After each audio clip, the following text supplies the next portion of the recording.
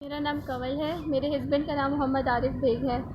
मैं पिछले 6 महीने से पुलिस को बार बार हाँ, मेरी MLR भी हुई है कि मेरे जो बहनोई हैं और मेरे जो भाई सौतेले भाई जो कि इंटेलिजेंस ब्यूरो में अपनी ताकत का गलत इस्तेमाल करते हुए बार मतलब पहले भी 2010 में भी वो मुझे मार चुके हैं और अब वो अपने पपेट्स के थ्रू ये सब करवा रहे हैं। मैं पुलिस को भी कहती हूँ पर पुलिस मेरी कोई बात नहीं सुनती, क्योंकि ज़ाहिर सी बात है उनके प्रोफाइल लिंक्स बहुत ज़्यादा हैं। मैं इन सब चीज़ों से तंग आके मैंने क्योंकि मुझे जान की धमकियाँ मिल रही थी, उसके बाद मैंने रिट पिटीशन फ़ाइल की है।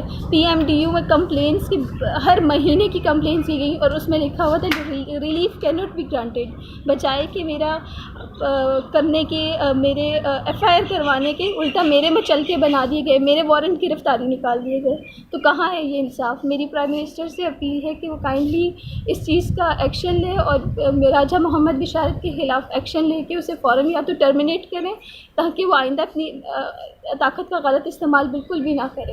अच्छा, ये बताएं कि आप कह रही हो कि आपने सिटीज़न पोर्टल पे भी शिकायत दर्ज करवाई, तो कितनी शिकायत जो है आपने दर्ज करवाई और वहाँ से क्या रिस्पांस मिला आप? तकरीबन मैंने 5 या 6 करवाई, वहाँ से भी कोई पॉजिटिव रिस्पांस नहीं मिला और उन्होंने कहा कि जी हमने मचल के बना दिए हैं। और मचल के एक गरीब बंदा वो मचल के कहाँ से देगा, जिसकी वजह से जिसके लिए मैंने अपने घर के पेपर्स वहाँ पे जमा कराए थे।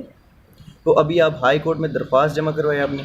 जी, रेड पिटीशन फाइल की है पुलिस के ख़िलाफ़ और IG के ख़िलाफ़। आपने इसमें किस किस को जो है फ़रीक बनाया, किस किस को आपने दरख्वास्त दी अपने तहफ़्फ़ुज़ के लिए?